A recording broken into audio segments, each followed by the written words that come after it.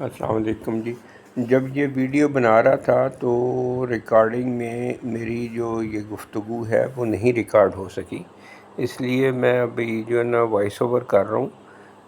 تو اس میں یہ ہے کہ یہ وہی جگہ ہے جہاں پہ کچھ عرصہ پہلے میں نے آپ کو شیئر کی تھی ایک ویڈیو کہ یہ قبرستان میں لوگ جس طرح شاپر وغیرہ پھینک کے چلے جاتے ہیں، تو آج پھر میں وہیں پہ گیا، اسی جگہ پہ اسی طرح شاپر تھے، تو یہ میں اٹھا رہا تھا۔ تو آج میری بیٹی ساتھ تھی، ویڈیو اس نے بنائی۔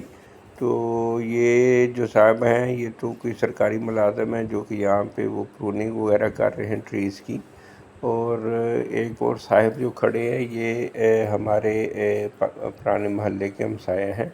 یہ بیچارے بھی یہاں پہ آتے ہیں، اسی طرح یہ صفائی ستھرائی کر کے ہر ہفتے جب بھی اپنے وہ پیاروں کی قبروں پہ آتے ہیں جمعرات جمعے کے روز، تو پانی شانی چھڑک کے جاتے ہیں، لیکن پھر اسی طرح وہ لوگ جو ہے وہ باز نہیں آتے ہیں شاپر پھینکنے میں۔ آپ دیکھ لیں اس میں کوئی ٹائم زیادہ نہیں لگتا، یہ میں نے جو اٹھائے ہیں اور یہ بعد میں پھر میں نے ڈسٹ بن میں پھینک دیے۔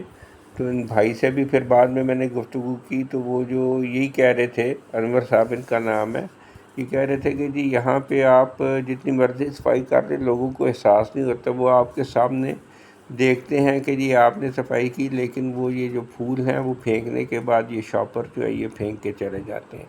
تو سب سے پہلے تو میرے خیال میں شاپر پہ جب تک پابندی نہیں ہوتی، ہماری آدھی گندگی تو ان شاپروں نے جو نا وہ جو نا ان کی وجہ سے ہے۔ ہمارا سیوریج سسٹم ان کی وجہ سے چوک ہوتا ہے، اور ہمارے باقی ہر جگہ پہ بھی شاپر اڑتے پھرتے ہیں۔ تو یہ آپ دیکھ لیں کہ ہارڈلی ٹک 1-2 منٹ بھی نہیں لگے، ٹوٹل 2 منٹ کی 2.25 منٹ کی یہ ویڈیو ہے، اور اس میں میں نے یہ سارے اٹھا لیے ہیں۔ اور اس کے بعد یہ ان کے ساتھ جو میں کھڑا ہو کے یہی گفتگو کر رہے ہیں، ان کا یہی تھا کہ جی ہم بھی یہی کرتے ہیں، لیکن لوگوں کو بالکل احساس نہیں ہے۔ تو یہ عوام میں یہ شعور جب تک نہیں ہوگا حالات ٹھیک نہیں ہوں گے۔ اپنا خیال رکھیے گا، اللہ حافظ۔